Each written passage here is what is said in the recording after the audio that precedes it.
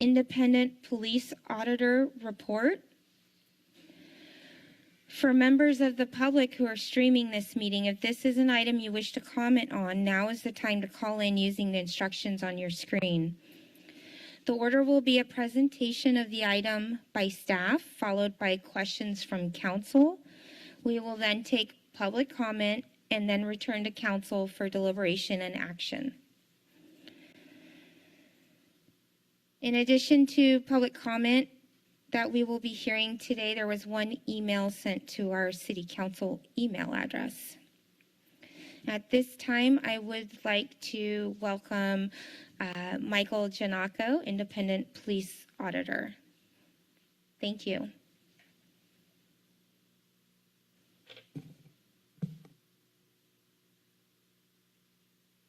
Thank you, Mayor. Thank you, City Council. It's good to be with you this afternoon. I see some familiar faces, but again, for those who may not recognize me, my name is Michael Giannacco, and for the past 2.5 years, I have been your independent police auditor. We're here today to present our report, which includes the cases that we looked at in 2021. There was an initial presentation of this report to your Public Safety Committee, but that was done in closed session, so this is the first time that the report has been publicly released. And we're certainly here to provide a brief overview on what we found and the conclusions we drew from our year of review, and perhaps next steps. We did have a brief PowerPoint that we created just for purposes of context. We'll go through this rather quickly and obviously be able to answer any questions. I know you have a busy agenda. Before I get too far into the weeds, I think we lost a PowerPoint, but I'm sure it'll come back. We go to the next slide when you can. I wanted to introduce my colleague, Sam Ramarian, who's been with me for approximately 1.5 years now. We'll be addressing you all in a minute. The benefit of having Samra as part of our team is that, unlike me, Samra lives in your fair city of Santa Cruz, and so it makes it easier with regard to complaint contact, having the opportunity to actually meet in person, although we've been challenged with the pandemic with doing that. But once restrictions and people feel more comfortable meeting in person, by Samra's presence here, it makes it a lot easier for individuals in your community to have that contact with your independent police auditor team. Of course, in addition, by her proximity, she's able to pick up cases on a more regular basis as they become due. I think she can walk to the station from her house, so all that is good. In any event, just to remind you all about our role as independent police auditor, we are essentially to review complaint investigations. By that, we mean if any complaint comes in by a matter of the public, that then triggers a requirement on behalf of the police department to conduct an investigation. And as that investigation is moving forward, we're in contact with your police department, your professional standards sergeant, to gauge and to sort of keep up on the progress as cases move forward. We also have a responsibility to review critical incidents, that is major incidents such as officer-involved shootings, and fortunately there hasn't been one of those recently, but as indicated in this report itself, there was an in-custody death that we reviewed as part of our last report. Along with the review of the actual cases, and what we are looking at is we are reviewing the cases to see whether or not there was a robust, objective, and fair investigation with regard to the allegations, and whether the outcome was evidence-based. By that, I mean whether the evidence supported the decision that was reached by eventually the chief of police.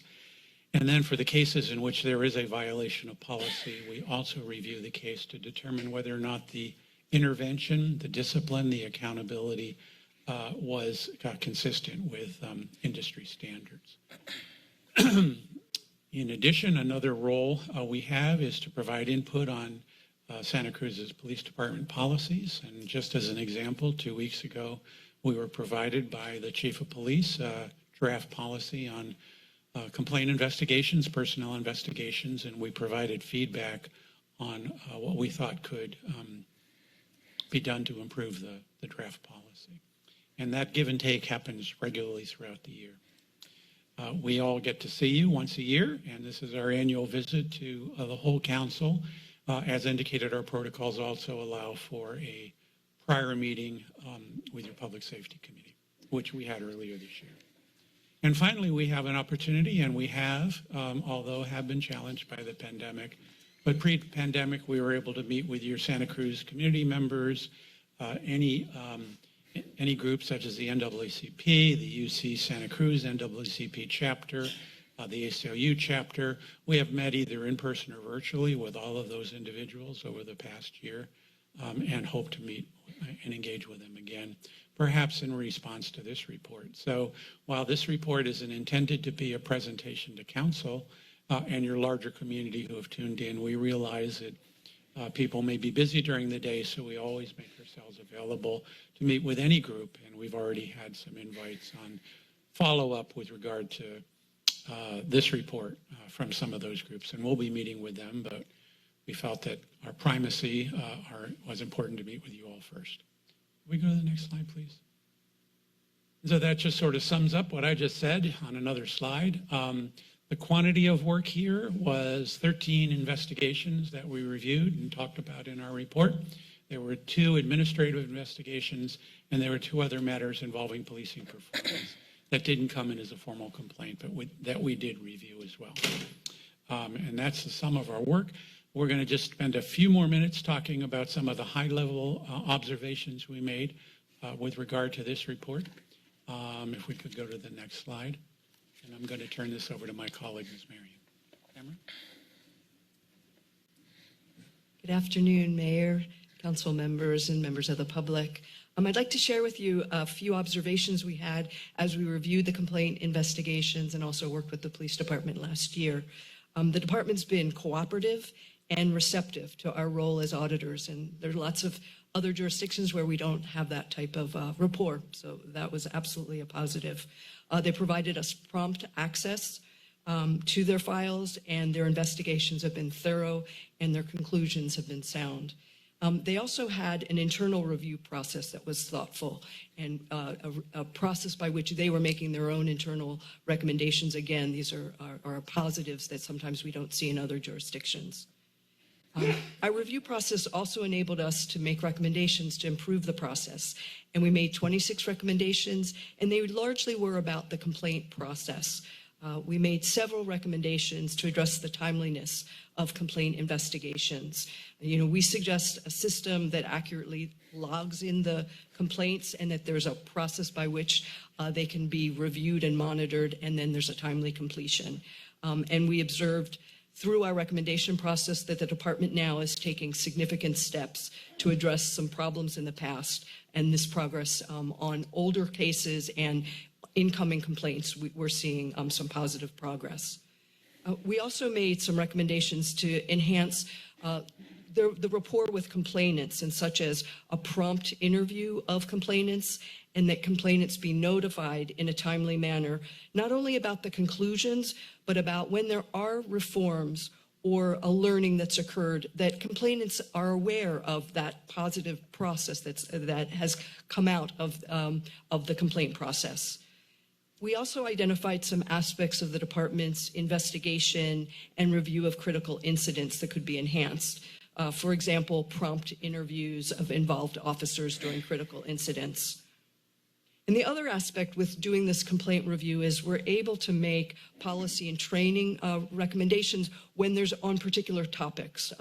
So in one of our cases that really involved proxy by bias, we were able to look at that case and see ways in which the department could enhance their training and their procedures. And when we talk about bias by proxy, we're talking about times when community members call in and are requesting service. Sometimes those complaints or the request for service is ill-informed. Sometimes, sadly, it's by explicit bias. And there is a call for a better training, a better response. And so part of our recommendations was for the police department to have an actual policy and some training on this particular topic. Throughout the year, as we've met with the department, again, we found them receptive to our recommendations, and then they're in the process of actively reviewing and addressing some of the other additional recommendations. So thank you for this opportunity to provide you an overview of our annual report, and of course, we're interested in any questions that you may have. Thank you. Does that conclude your presentation? There are the high-level recommendations there on the next to last slide, and I think we just have a question. That sums up what Ms. Marion just told you, and then we'll go to the last slide. Can you push the microphone closer to your mouth, please? Of Thank course. you. Thank you, Mayor. A judge just told me that this morning, so it's the second time I've been reprimanded for that. But I wanted everyone to hear me, so I appreciate that. But that does sum up. We are obviously here to answer any questions you might have. I would just emphasize that if we had to sum up the biggest challenge that the police department had, it had to do with getting investigations done on time. And the great bulk of our recommendations were intended to ensure that investigations don't lay fallow, because if under state law, if investigations aren't completed within a year, even if there's a violation of policy, there can be no discipline against the officers if it's not completed within a one-year period. And we have found cases that have fallen out of that one-year statute. It was mostly a performance issue of one individual within the police department, and I'll have the chief comment. He can obviously comment differently than me on that, but that has been resolved. The new sergeant has begun to catch up on the backlog, which was considerable. But that has been rectified, and there have been new controls placed in the system to make sure that doesn't happen again. Just as an example, I understand that the sergeant and the chief meet bi-weekly, where the chief is apprised of the status of every investigation so that this doesn't happen again, reoccur. Mayor, that's all we have. Thank you so much. I will bring it out to my colleagues for questions and any comments before we go to public comment. Councilmember Brown. Thank you, Mayor. Thank you for the report. I really appreciate hearing from you, and the report was very thorough and does reflect some of the things you said about the positive experience of working with the Santa Cruz Police Department. I was pleased to see it and hear it. I'm not surprised. Guess I wanted to ask, and this is kind of a question because I'd like to get your perspective, but I also maybe would ask this of the chief. So the report itself is very clear and provides some really helpful information, and there are recommendations, and in some ways it reads like a grand jury report with no responses, right? So we're looking at the recommendations that are being made. I'm hearing you say you have a good working relationship, that you're in conversation about policy and about the complaints. But in terms of how we on the council and members of the public come to understand that, how that's going. So we know what we've been told today, but we know that things that you're working on stuff, right? And the SCPD is taking this seriously. And so I guess I'm just wondering from your perspective how we might better do that. And I'd love to also just hear from Chief Escalante, if you have a moment, any thoughts you might have on how it is that we can use this information to say, well, we got the report and we just heard that things are being worked on.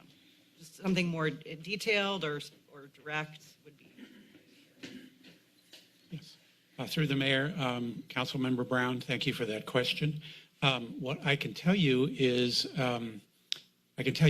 how other jurisdictions respond to the questions that you've raised. So in some jurisdictions, for example, in the city of Palo Alto, where we have been the auditor for a decade and a half, they have recently come up with a system whereby once we issue recommendations, there is an expectation that the police department will respond in a way to tell you all, elected body, or the elected body of Palo Alto, whether they agree with the recommendations and whether they intend to implement them or not.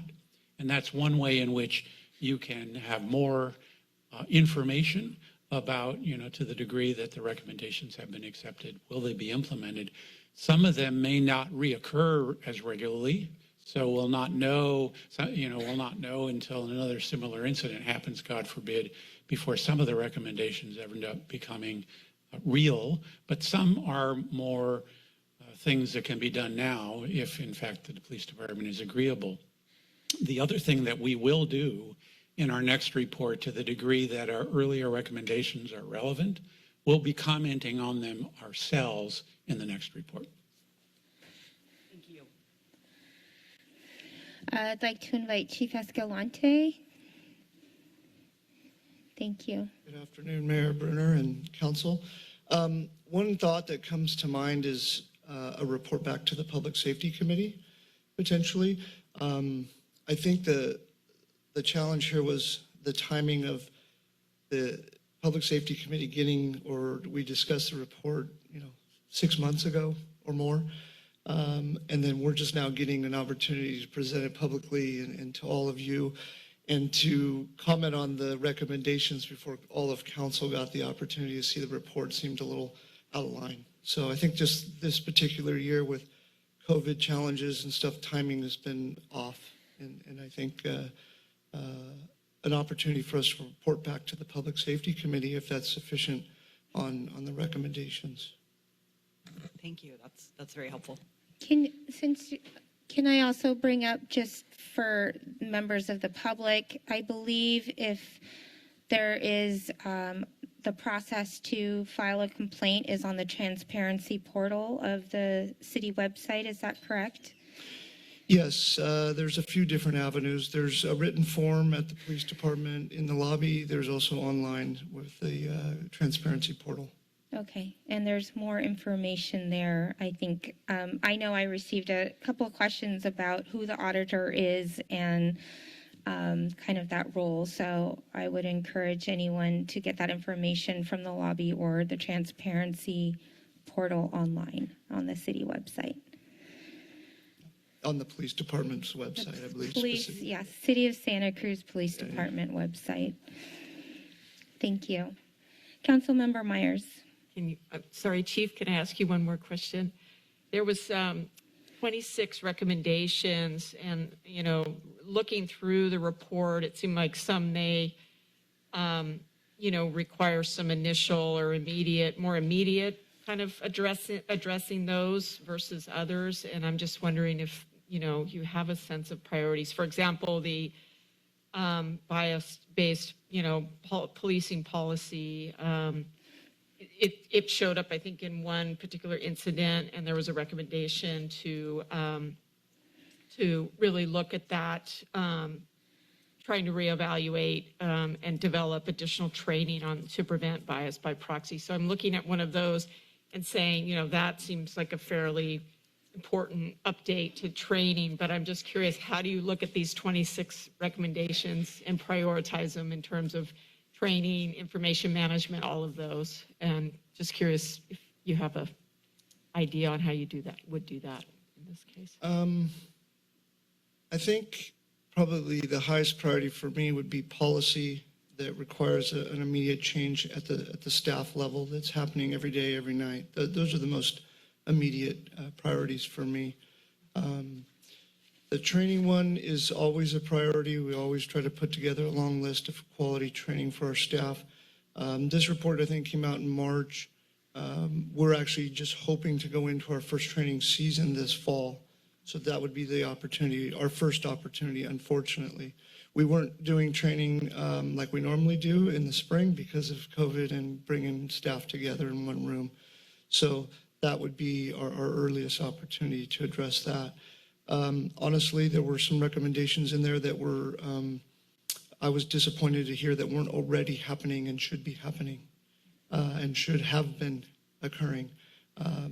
And sometimes it's just, we've always done it that way, and it wasn't necessarily in policy or on paper, but it was always understood to happen, such as, interviewing people as quickly and promptly as possible. So there's some recommendations that I think we fixed the moment we saw them. Great. Okay, thank you, and thank you for the report. Yeah, very thorough. Thank you. Councilmember Kalantari Johnson. Chief, I wonder if with any of these recommendations, in particular around training, if there's opportunity to work across jurisdictions in our county and leverage resources. I know that you have a chief's meeting or committee that meets regularly. So how much are other communities doing this, and how much is there opportunity to kind of join forces to respond to the recommendations? Yeah, that's a great question. And we do collaborate with other training managers in the county when possible, especially when we bring in outside resources, instructors that are going to cost us a lot of money. We kind of share that responsibility. So we always do look to try to come together when it works out. Sometimes it's hard to line up our calendars. Councilmember Cummings. Thank you, Mayor. And I just want to, thank the city staff and the Public Safety Committee, because I believe this is the first time that the auditor's report has been presented publicly. In the past, it's been in closed session, and a lot of members of the public were saying, why isn't this being presented publicly so we can have a sense of what's happening with our police department. And I think it's just a really good opportunity for us to see what's going well, where there are areas for improvement, and then allows us and members of the public to just support the recommendations or see where there's areas for improvement. So I just want to express my appreciation for the transparency of this department and the willingness of that transparency. I just wanted, because I had a similar question related to Councilmember Brown's suggestions and questions around providing feedback on the recommendations, because I did find that with the one case that came up around the biased call, one thing that we had passed back in 2020 was the discriminatory reports to law enforcement ordinance. And this seems like a really good opportunity for us to see, how we can make that ordinance more effective, because, and this is just for the members of the public, but one of the whereases is discriminatory law enforcement reports against people of color for racially motivated reasons are common enough that many people of color have experienced one or more incident of being contacted by law enforcement when engaging in normal day-to-day activities. These incidents cause serious harm to the person falsely accused of a crime, cause anxiety and distrust among people of color, and put an unnecessary strain on our law enforcement officers responding to frivolous and false calls. And the fact that this was an instance where there were two African Americans, one white person at a storage unit that were unloading property from the storage unit into a van, that's a normal day-to-day activity. And it's the result of the call coming in and then officers responding to it is kind of the situation that we have before us. And then to Councilmember Kalantari Johnson's point, I know that the Sheriff's Department passed something recently too around prohibiting discriminatory calls. And so it seems like, this could be an opportunity where if the recommendation is to come up with the policy, we already have the policy in place. Now we have to just kind of figure out how we can get that policy communicated, with dispatch to the officers and then the officers being able to respond. So I just thought it was really great that, we can have this before us and kind of see that, by us coming together, we're actually working on a lot of these issues. So that's just a comment I wanted to make on this. And so I guess I really didn't have any questions aside from, whether or not providing some direction on bringing back responses, if that would be appropriate. It sounds like it could go to Public Safety Committee. One thought I had was whether or not we could bring the responses to the recommendations back at the beginning of January or middle of January. That way, when the new council sits, it's an opportunity for them to learn about this process and hear about what the police are doing to respond to the recommendations. Yeah, and I was going to mention that to your point about the bias by proxy incident, and I think that was one of a few incidents that motivated the new ordinance. I think, if I'm not mistaken, the timing. Keep in mind here, this report, because of the pandemic and other issues, includes cases, I think, all the way back to 2019, if I'm not mistaken. So I'd have to look back to be 100% certain, but I think this particular call and a couple others is really what motivated that sort of conversation and ultimate ordinance that all of you, I believe, passed. So Yeah, and then, we could certainly add that to the agenda for the Public Safety Committee early in the year of 2023. And then I guess the one other question I had was around the investigations being done in a timely manner. Is that largely related to the fact that we've had a lot of issues with staffing in the police department and a lot of vacancies, and because of that, people are being stretched pretty thin. So I'm just wondering kind of what might be driving that. Yeah, I think there was a lot of factors behind it. And so, ultimately, it falls on me. And it's my responsibility to make sure that it doesn't happen. So, again, we can get into a lot of the reasons and who, what, why, and point fingers, but at this point, it's my responsibility. So it needs to change. And I think you'll see the next report will be much more robust because we're sending cases almost on a daily basis to the group, and they're already trying to figure out how to incorporate it into a report because we've really done, Sergeant Hoppy specifically has really done a lot of work. We also made efforts we brought in 2 independent contractors that we assigned cases to help us get caught up, which we're not doing at this point. We don't feel like we need to continue it, but that was one of the many measures we put in place. I also wanted to touch real quickly. We also, as an organization, I think it's every year or every other year, we have required implicit bias training that is required to all of our staff. And some of that, a part of that training includes some of this bias by proxy sort of situations that we try to avoid. Great, thank you. Thank you, Councilmember Cummings. Are there any other questions from council members?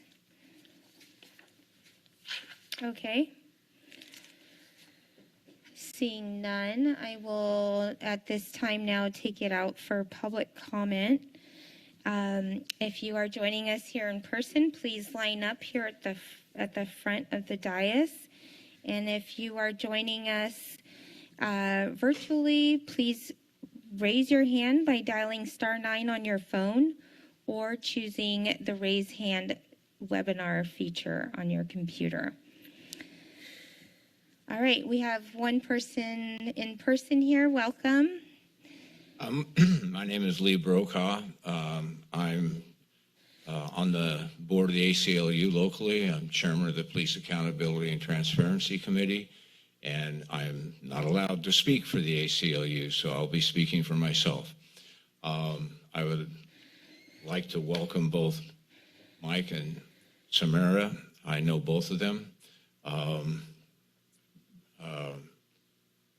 Martin Bernal asked Peter and I to meet with Mike to talk about hiring a full-time auditor when Mike was our interim auditor, and I think after you left the room, we said, you've got one, you don't need to go hire another one.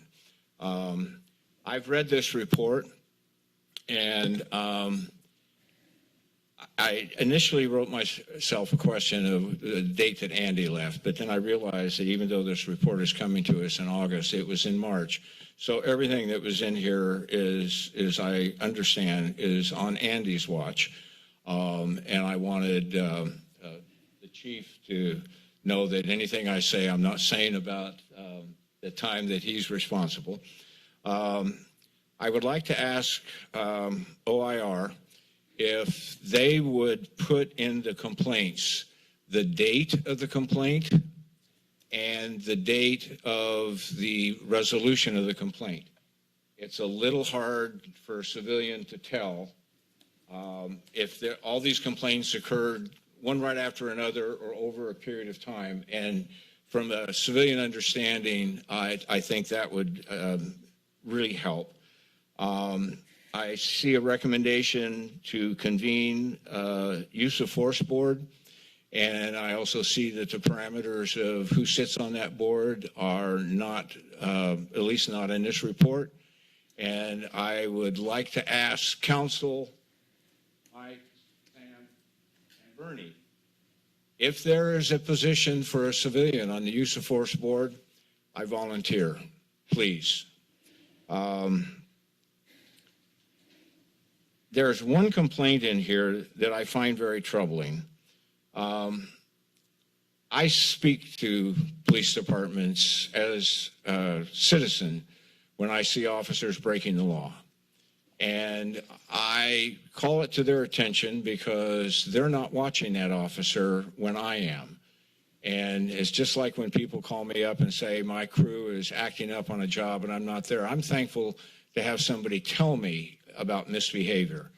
And my response to the police is always, if you will lead, the people will follow. We have an officer who drove against traffic on Highway 17. That is your time.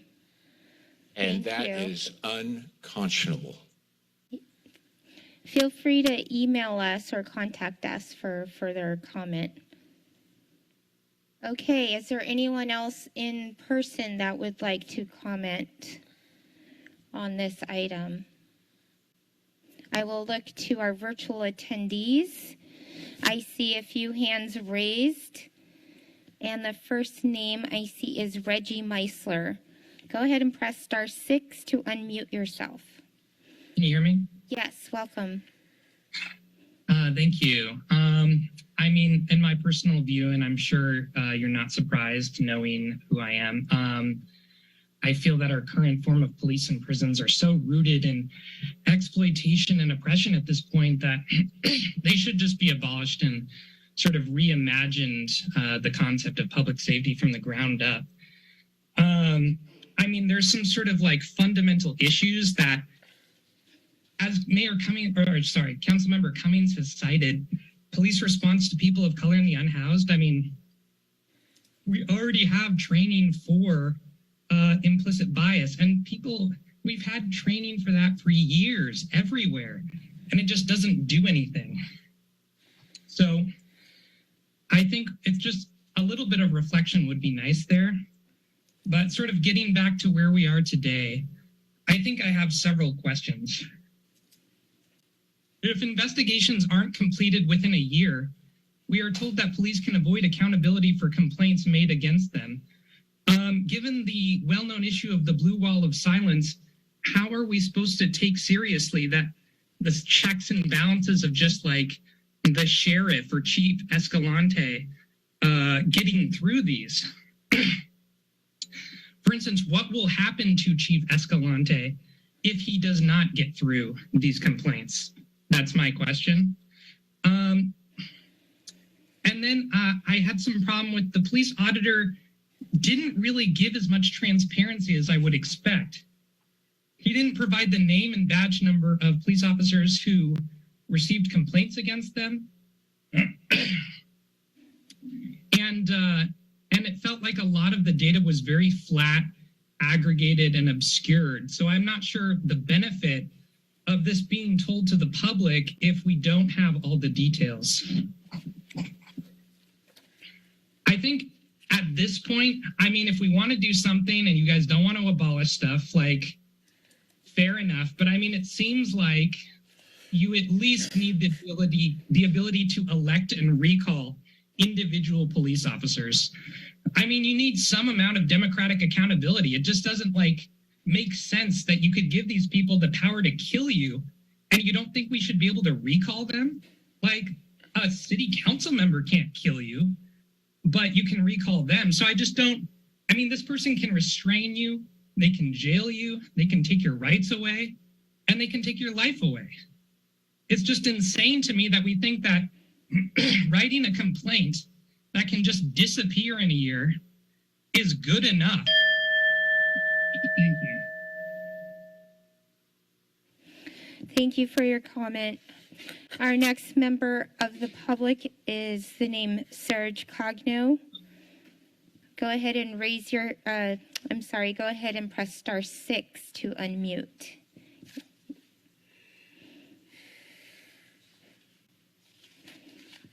Good afternoon, Mayor and City Council. My name is Serge Cagno, and as the co-chair of the county's Mental Health Advisory Board, I'd like to thank Councilmember Cummings' report on the Criminal Justice Council their upcoming report, and the compilation of some data points on behavioral health calls for service from our county's law enforcement departments. Yet there's more specific data which the city could collect. Regarding the police auditor report, I thank Mr. Giannacco and Ms. Marion's work. I truly appreciate that we have an independent auditor. Not all cities in our county do. In fact, at this time, the county has not yet implemented theirs. With 988's recent implementation to make getting support for behavioral health crisis more accessible and timely, and 988's state and federal recommendations for more mental health mobile crisis services to respond to those calls, I would make the request that the City Council consider having our police auditor add a section in the yearly report regarding city-specific information on behavioral health responses and outcomes of calls for service for 988 calls routed to 911, for non-emergency calls, and for mental health liaison outcomes for callbacks and field responses. Data could include numbers of calls in each of those three sections, responder type and numbers, call type, and outcomes of referrals made. Regarding bias by proxy, I appreciate Mr. Giannacco's recommendation to implement bias by proxy trainings. I would also suggest the inclusion of data in future police auditor reports of types of bias by proxy, including gender, race, LGBTQI, homelessness, and disabilities, including mental health and substance use disorders. I would ask for explanation of the discrepancy between the racial bias ordinance's financial consequences on a caller, which City Council Cummings referred to, and the recommendation in the report for a restorative justice approach to following up with the caller. I thank the City Council for their focus on compassionate and effective trauma-informed services and oversight. Thank you for your comment. Our next member of the public is the name I Am Watching You. You can press *6. Yes, hello. Yeah, I wasn't going to speak to this, but since you brought it up, this law about the, racist 911 calls or something, we went through that and you never did justify that ordinance because it's very clear that the Supreme Court case of Brandenburg versus Ohio defined what isn't free speech, and it is creating an imminent incitement of violence and harm. Otherwise, offensive speech is protected speech, okay, period. And I don't see how you can cause a police officer to arrive somewhere without using speech, unless, I don't know, what, sign language? I don't know. So it's an end around our Constitution, and I'm curious, and false police reports, of course, are already covered by other laws. And I just wonder, do you have any convictions for this yet? Has it done anything? That's my question there. Anyway, thanks for taking my call. Thank you for your comment. Our next caller is phone number ending in 4844. You can press *6 to unmute yourself. Ready? Hello? Can you hear me? Yes. Okay. This is interesting to me because I remember when we actually had a weak but more effective than an auditor, a Citizens Police Review Board from in the 90s. And this was eliminated by a conservative council, but it had far more power than the current IPA. It had, and what you have here, I mean, I would echo the concerns of Lee Brockow, Reggie Meisler, regarding the fact that, you should be sure dotting your I's and crossing your T's instead of dealing with basic stuff, which has to do with accountability and transparency by the police department. And without the information, there can't be that. This is the first year, as one of the IPA people has said, that this report has been made public. Well, I'd like to see how the money was spent from 2003 to 2021, when you had a so-called independent police auditor who gave the city council secret reports, and the public didn't get to view them. So that, I think, is something that needs to be made public, as it reveals really the extent of ongoing abuses that have been ignored, how likely the police department is to respond to concerns. I mean, once you get people being shot dead in national publicity and it being clearly a racial situation. Then you get temporarily action. People hustle to do a little whitewashing and cover things up. And that's Santa Cruz's police department is really no exception. Police folks, the blue folks defend their own, understandably, sort of a guild defense. Anyway, the IPA has not met with any homeless civil rights organizations, and they're often the people, homeless folks, who get the most flack. And I would invite the two of them to get in touch with the Union of the Homeless, Food Not Bombs, and with HUF, Homeless United for Friendship and Freedom. But again, what power does the IPA have other than to make suggestions? A lot of these suggestions are good suggestions, but they have no force. And by the way, that horrible bell that you ring with is very offensive, Mayor Brunner. It is rude to people who are on the phone. It discourages them. I know you want to shut us up, and the time limit, even though there's plenty of time for people to finish their sentences, even their paragraphs. So I will leave it at that. And I will say that unless you've got the power, it is a pointless exercise. It is a pantomime. It is the appearance of action rather than action. And it's not good. Thank you for your comment. Our next member of the public is the name Io. Go ahead and press star 6 to unmute yourself. Hi, can everyone hear me? Yes, welcome. Hi, welcome y'all. Yes, my name is Io Banjo, and I'm the California Hawaii NAACP Vice President, speaking on behalf of myself today. I just wanted to call in about this auditor report. Now, Michael Ganako, it's good to see you as well.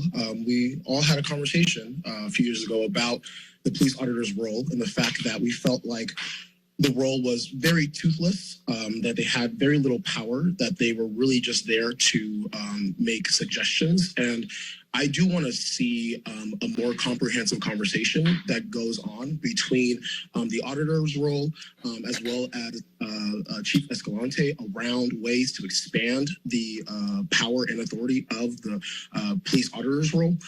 I just feel that if we gave them more investigatory powers and we're able to give them and equip them with more resources and a little bit more authority, that these recommendations can really be stipulations. And I think it's kind of weird that that we expect the police to police themselves when they're the ones that make those mistakes and expect for those investigations to somehow come out on time.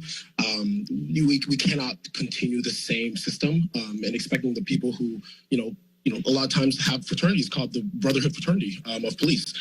How we expect them to also, hold each other accountable. It's a little bit difficult for me to understand that. So I do think that we need to have a much more stronger police auditor's role. I do respect Michael Ganako's leadership, and I think that he is doing a good job, and I think that we should continue to equip his office with the resources that they need to really tackle these issues. I also believe that Chief Escalante really does need to sit down with other groups and organizations across the community to understand how to reduce the violence that we see done to low poverty folks. We know that police don't even want to police homeless folks, and we know that we need to have another separate system. I think it was mentioned, a 988 system to address mental health issues. I'd love to see the status update about those conversations around trying to bring in more behavioral health liaisons and basically create a whole new emergency response agency within the Department of Health and Human Services to be able to respond to those issues instead of it being a partnership between them and police. So I would love to see that kind of idea built out. And ultimately, honestly, I just want to see more research and data-driven approaches to understanding how to really lower crime. I just feel like we continue the same traditions of trying to address criminality, and we see that it fails a lot of times, and I don't feel like we're data-driven around the outcomes. So those are just things I want us to consider. And thank you for the time. Thank you, Councilmember Cummings, for your comments. I do hope to see a more comprehensive report very, very soon. Thank you so much for your comment. Our next member of the public is the name Sabina Holber. Go ahead and unmute. Thank you for bringing this up to council. I think it's really, really important to make sure that we are auditing the police and we are looking at these things.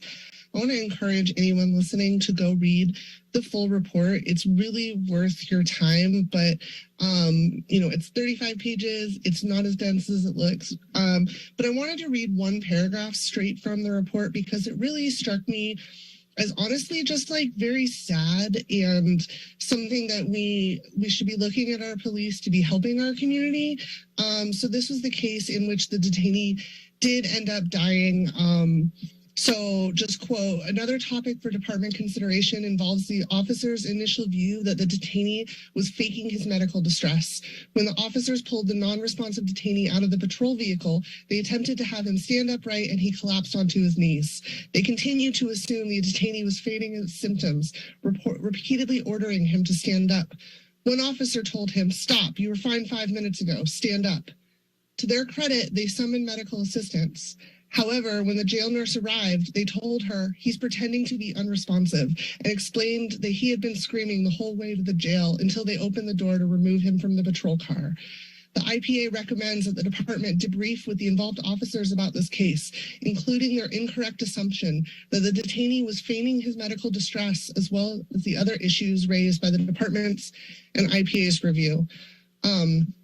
Honestly, if you read that paragraph and you don't get sad about it, I just don't know what to say. It's truly depressing that this officer would not take the medical situation seriously in this case. Again, they died shortly after this. And I really just hope that there's more empathy from the police about the community members that they're interacting with, that they stop making assumptions that people aren't in medical distress or don't have problems to be taken seriously. And again, I would recommend that everybody read this report in its full length. Thank you. Thank you for your comment. I'm not seeing any other hands raised for agenda item number 18. This is a report on the independent police auditor. So seeing no further public comment, I will bring it back to council for action and deliberation. Councilmember Cummings. Thank you, Mayor. I just want to thank everyone who's called in, and again, thank our police chief and our city police officers and staff and our independent auditor for increasing transparency around this topic. It's obviously something that's very important. And again, this is the first time we've had this report presented in public, and I think a lot of folks have been able to acknowledge some really good work that's been done and then opportunities for improvement. And given that there's been some concerns coming up around responses to the recommendations, I've prepared a motion and I've sent it over to Bonnie. Motion would be to accept the report and direct staff to bring back a response to the recommendations provided by the police auditor by no later than the first meeting in February 2023. I think like this kind of forum and having these responses presented at the city council meeting just provides our full council with an opportunity to see what's going on and be able to make some decisions and work with law enforcement in case there's an opportunity for us to create a subcommittee to further investigate some of these items. And so just thought that this would be, provide an adequate timeline as well, given that it's August and this will be almost 6 months before this will come back. And then after the motion, I have a couple comments I wanted to make as well. Okay, we have a motion. Is there a second? And then we can go to discussion. Yeah, I will second that. And if I could just say, I want to thank the police chief for suggesting taking this through the Public Safety Committee. And I do think that's a space to have those conversations and really kind of work through how to make this process effective, more effective than, and just continuous improvement in that spirit. But I do think that it would be great, given where we're at, for the council to have an update as well and have that on our public agenda. But in general, I do think the Public Safety Committee can be a space for that ongoing conversation. So that's why I'm supporting this motion now. Thanks. Thank you, Councilmember Brown. So we have a motion by Councilmember Cummings, seconded by Councilmember Brown. And I will open it up for any further questions or comments. But I did have a question. There were a couple of comments brought up from the members of the public. And that kind of revolved around adding additional responses. And I'd like to invite the independent auditor to speak to how that process works on your end for adding additional data to the reports.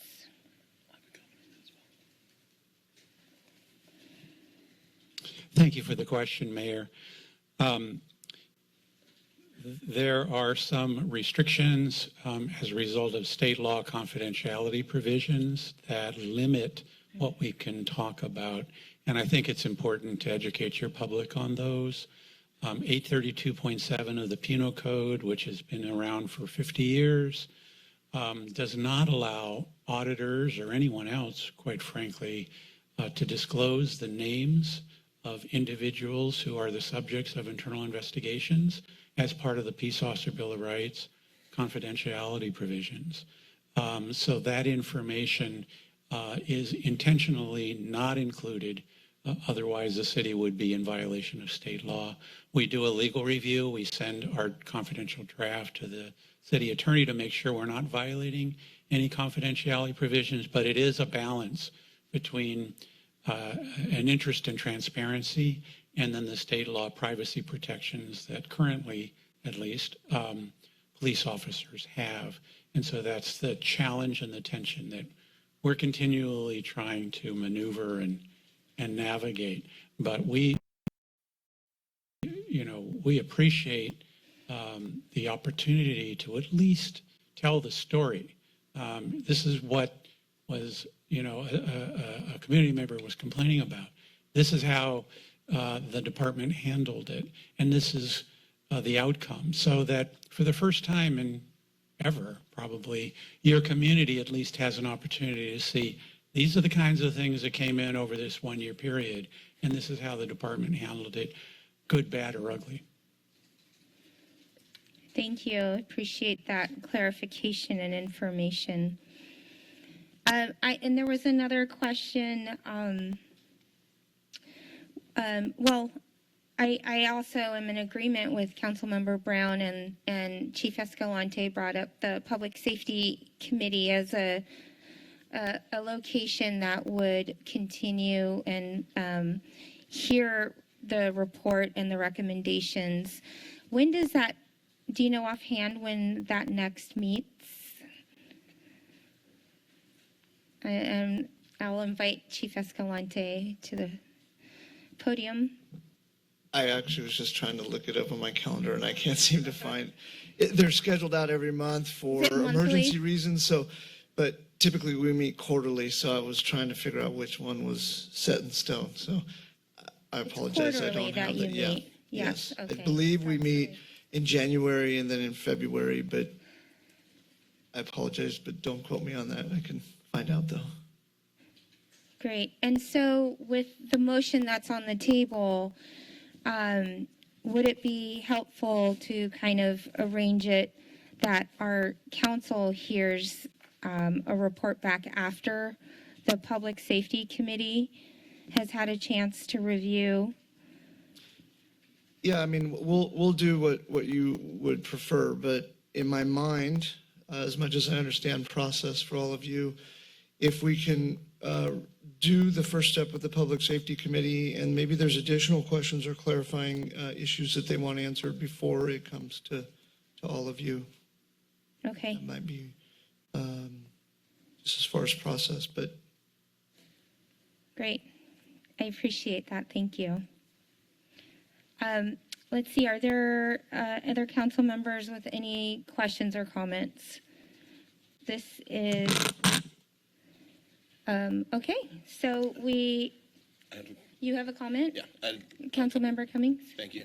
Yeah, I just wanted to get through making the motion before I made my comments. One thing I did want to add, one of the members of the public was asking about kind of tracking calls, like non-emergency calls and how those are handled. And one thing I will point out is that this year, through the work that's being done with the Criminal Justice Council and trying to assess how many calls are being made, their mental behavioral health, and the outcomes of those calls. Some of those police codes have been changed with the dispatch office.